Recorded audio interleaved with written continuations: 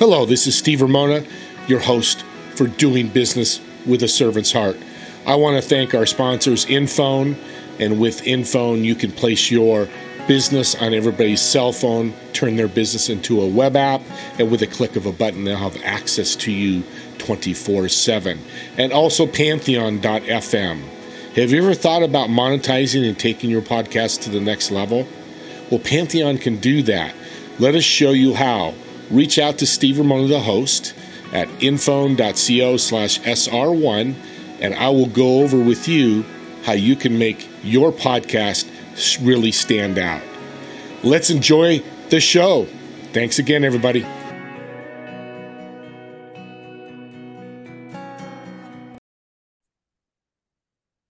Welcome, everyone, to Doing Business with a Servant's Heart, even Doing Business with a Servant's Heart. Had a little accent there. This is your host, Steve Ramona. I'm pumped about my guest because I've met him before. We had a little talk before, but he's in an industry that I'm very passionate about, that launched my business career, the health club industry, and health and wellness itself. Thomas, welcome to the show. Steve, thanks for having me. It's a pleasure to be here. It's going to be a great show. Let's start from the beginning. Start with your story. Why fitness, and why do you do what you do? Yeah, man. So my story is a very complex one. It all started from Liberia. See, I wasn't born here, Steve. I came to the States when I was 6 years old. After my parents had myself and my sister, the plan was to come to the States and then later on send for us. So they left us with our grandmother. At the time, it made sense because she was very well off. You know, she had a lot of property, a lot of wealth. She even had a gold creek. That's how well off she was.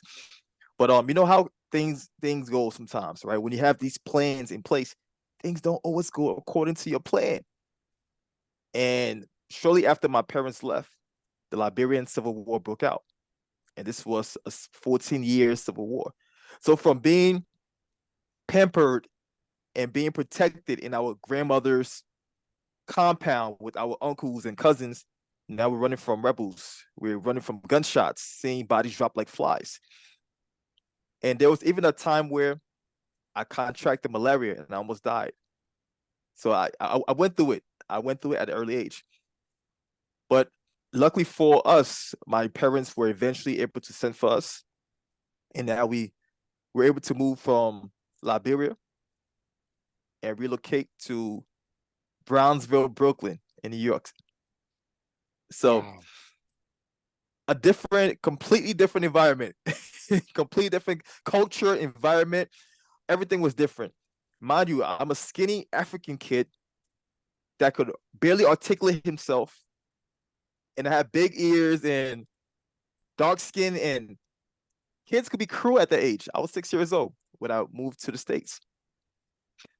And because I could barely articulate myself, whenever kids would try to make fun of me, I would just end up fighting them. So I was always getting into fights, having the principal call my parents' house. And eventually my parents realized that the environment that I was in wasn't the best. So we left Brownsville and we moved to Staten Island. Now, in Staten Island, it was much more laid back, much more diverse. That's when I finally was able to get out of my, I guess I would say I was able to really absorb information and retain it because I was no longer living in that place of fear and constantly looking over my shoulder, you know? So your environment is such a critical aspect of your life. Being a place, right? And I realized this at an early age. So while in Staten Island, I was able to make friends finally. I was able to, make friends and pretty much grow into my personality. You know, and you know how guys we make friends through sports, through competition, and I was a huge competitor. So I played football, you know, ran track. Um, as I grew older, when I finally hit high school, I played football, ran track. I even wrestled for about a month. Steve, I ain't like the tights, so I quit after a month. Yeah.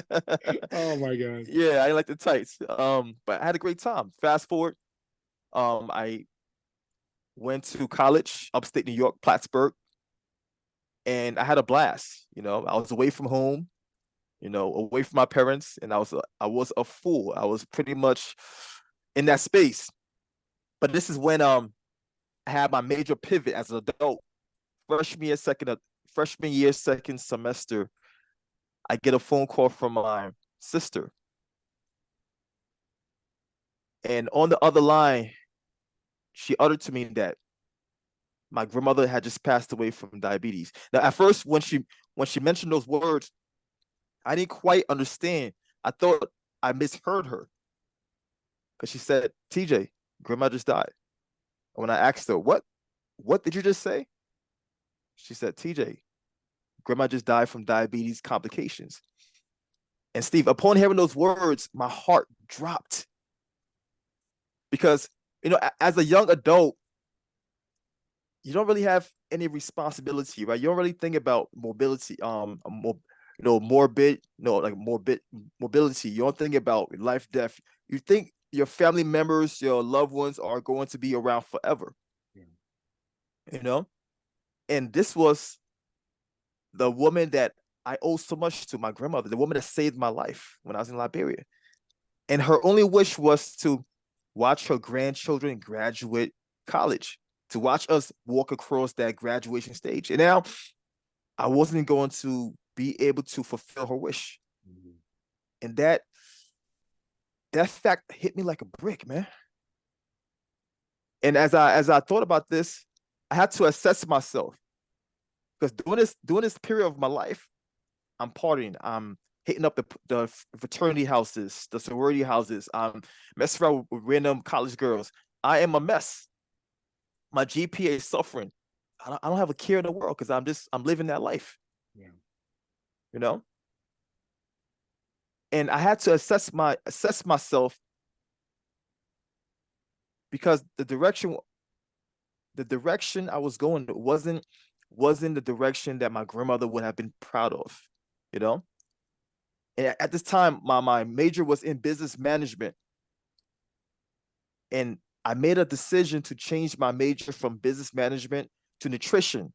Then later on, I added a personal training minor.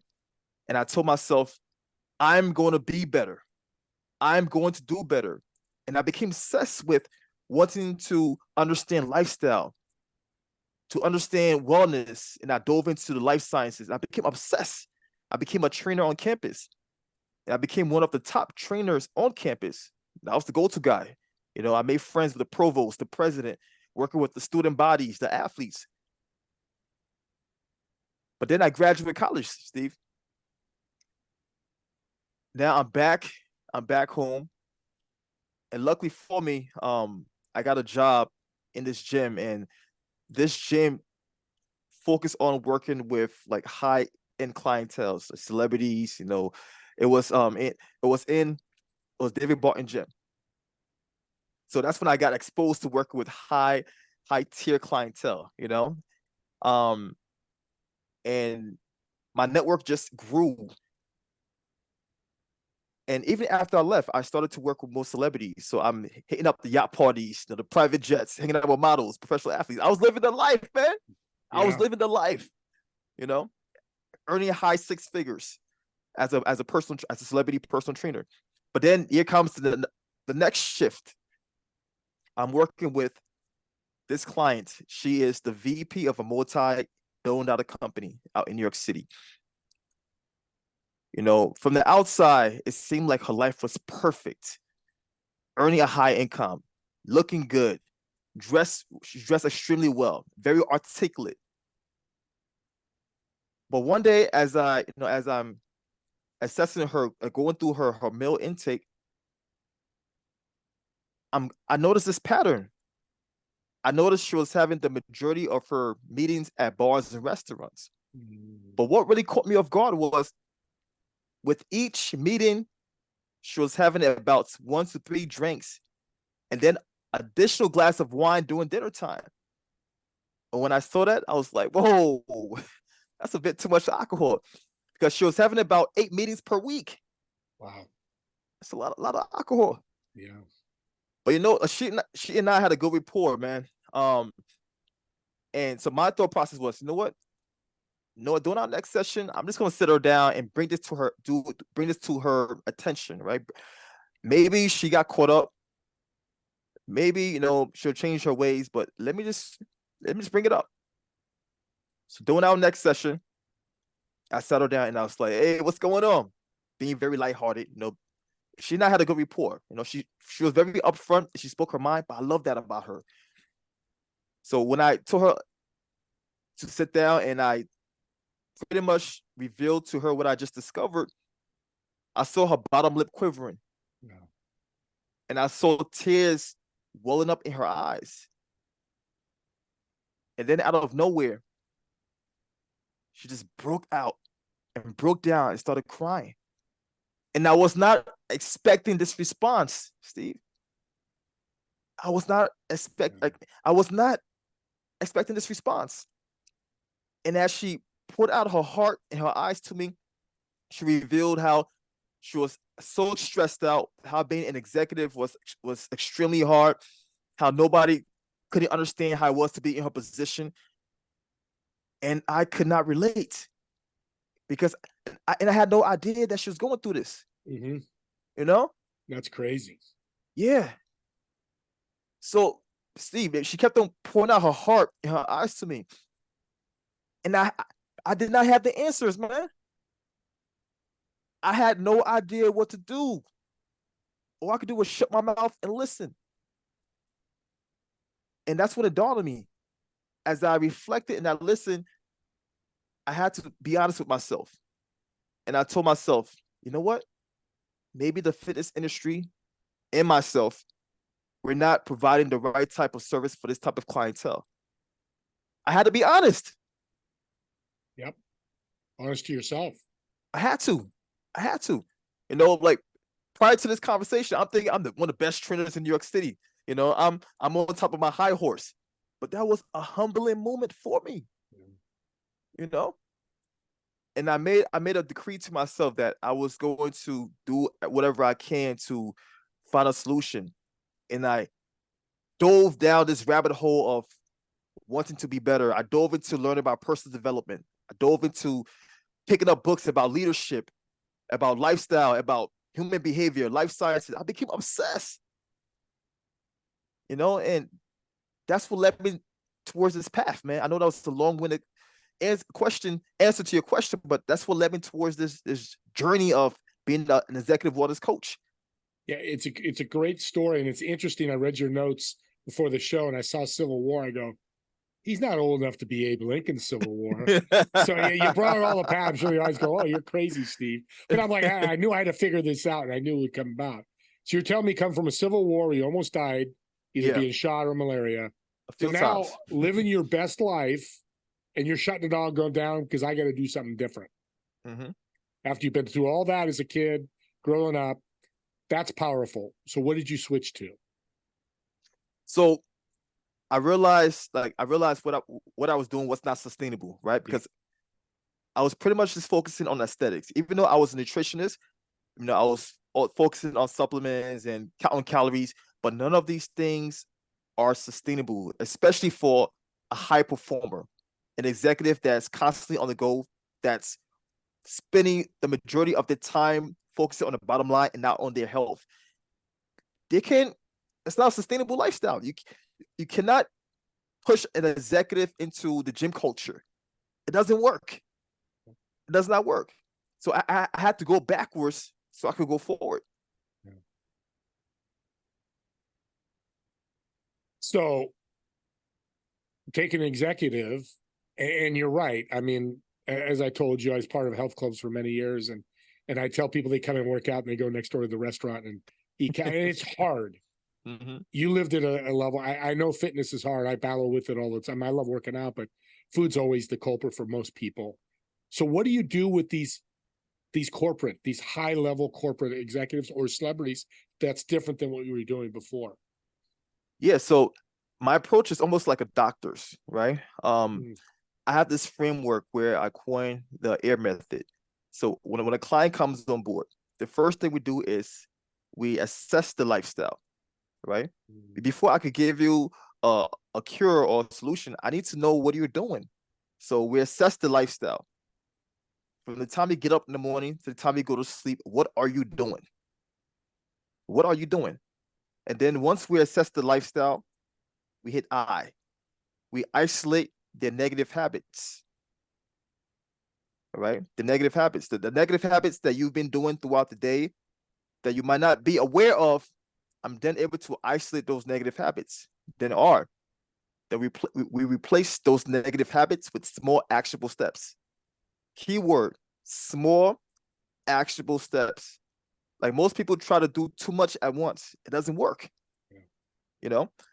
And that's the AIR method right there. And I have a framework where we're able to keep these executives accountable. And we customize this plan that works with the lifestyle. You know, we connect them with not only with a fitness trainer, but with a massage therapist, a dietitian, Pilates, whatever they need, right? We create this wellness support team for them. So it's very customized. You know, when I was a personal trainer back in the day, we didn't have the solution. I mean, I pretty much had to break things down and figure out what will work that's sustainable. You know, I needed a sustainable solution. Like most of us, we have our lawyers, our legal team, we have our accountants, we have our core group of people that we keep around, but we don't have our wellness team. And without your wellness, nothing else matters. Without your health, nothing else matters. So why don't you invest just the same amount of energy that you would in your business, in your health? It makes sense. Brilliant, Thomas. That's brilliant, because you're right. Wellness always gets pushed aside. And you're right, your financial team, your HR department, all those departments. But you're right, your wellness goes away, you have a massive heart attack, your business could go under because you're not around. That's what you're saying, right? That's exactly what I'm saying. And the thing is, you come in with that wellness team. Exactly. A full wellness team that's able to cater towards you, towards your needs. Because we don't all have the same lifestyle.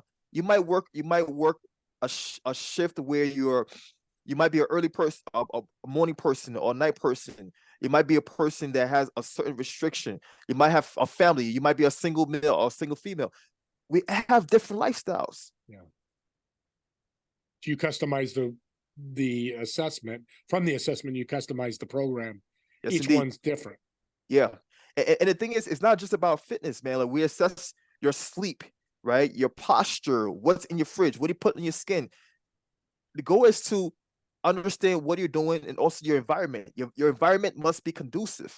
Your environment has to help you live healthier.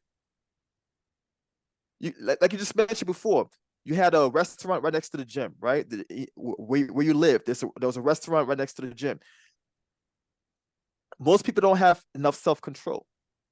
So instead of relying on willpower and self-control, why not manipulate your environment to work with you? Interesting. That's being in the fitness industry, you've got something pretty big here. Yeah, before I forget, you've given us so much information. I know somebody's out there that's an executive going, I got to talk to Thomas. So how do they find you? How do they reach out to you? So they could find me either on LinkedIn, Thomas Johnson, or you can just plug in Get Up and Get Fits. So that's GETUPNGETFIT. Or you could go to getupandgetfits.com. So I'm pretty much everywhere, you know. If you really need our help and you need our services, I'm here to support you. And we don't just work with anyone. You have to be serious, right? We tend to work with busy executives who are overstressed, overweight, and suffering from low energy. If that's you, reach out. We're here to support you. Okay, you sold me. And here's why. Because I've been in the fitness industry, and this is very unique. If I had you back in the day, I'd made millions. We would have made millions. This is just so cool. We kind of did that, but not to this level. So I'm going to do something for my audience for you, Thomas. How's that sound? Sounds good. The first 4 people that reach out to you and mention this podcast, They get a $20 Amazon gift card. That's All you got to impressive. do is mention the podcast. He'll reach out to me, tell me your name, and get your email, or I'll get your email. I'll communicate with you somehow, and instantly I'm going to send you a $20 Amazon gift card. Here's why. I'm sitting here listening to what Thomas is saying. First, his story's amazing, but we all need wellness. Whether you're a single mother with 12 kids sitting at home, which probably I hope doesn't happen, to the executive, to that 25-year-old student trying to get his master's. If you don't have your wellness, none of us get to our goals. So I've totally believed my 62 years of life, fitness is right at that level. It's got to be right there at the top. And that's what Thomas fixes it for you. You got to do the work, but he directs the train, right? You're putting the train in the right direction. Yes, indeed.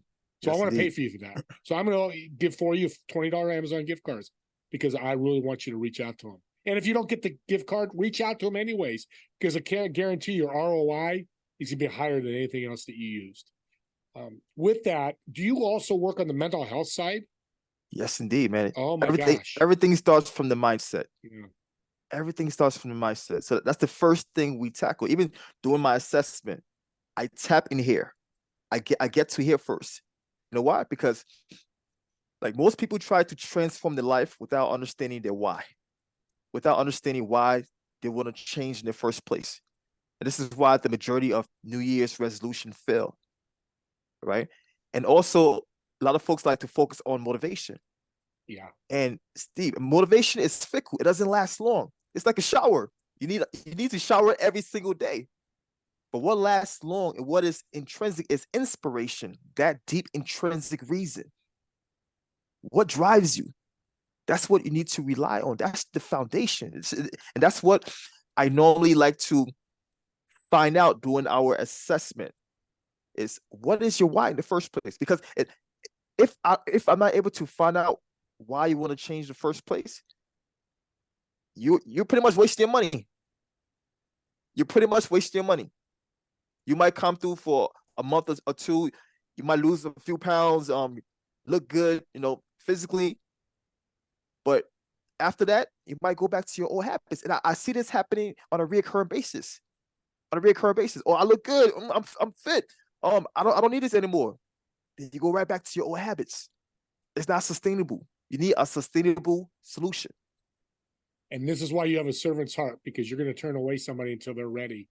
You don't want to work with them and waste their money. And the example would be January comes, I want to lose weight because I need to lose weight. Or I want to lose weight because I've got 5 speaking engagements. I want to look good in front of my audience.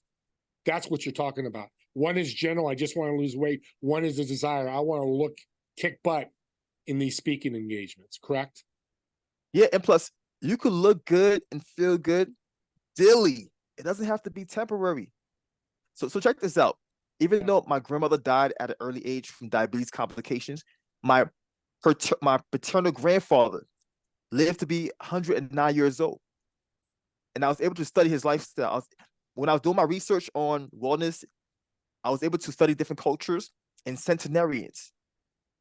I'm a geek when it comes to this. I have dedicated my life towards wanting to understand wellness and lifestyle and the nuances, the details. What do you need to do to feel better and look better?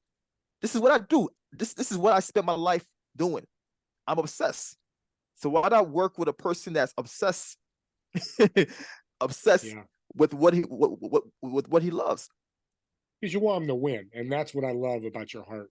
Is you want them to win. If you're not ready to win yet, let's hold off, work some things out, and we're running out of time here. I'm blown away because where you came from, the obstacles that you went past, there's no obstacle that you haven't overcome that you can't share with others. So it sounds like your experience is a game changer when you work with your clients. Yeah, man. And I definitely appreciate you highlighting that. My thing is every experience you go through helps to make you better. You either learn from it and become a winner, or you go through that experience and you have a negative mindset. I choose the latter. I choose to be better. I choose to use my experience to help others and share my story, my journey. Amen, man. You, Thomas, this is record. I'm going to take that piece out because that is so well said. Everybody needs to hear that, including me multiple times a week. With that being said, the time has run out. I'm going to bring you back if you don't mind. We got to do part two. There's so much more we need to cover. But if I get one, and I thank you for being on and taking the time. You're a blessing. One more thing. Can you leave my audience another piece of advice that can help them in their life? Yeah, so I'm just going to repeat this quote by John Earl Schoaf. He was Jim Rohn's mentor. He said, "For things to change, you have to change." So it all starts with you. For things to change, you have to change. Your mindset has to change. The ball's in your court.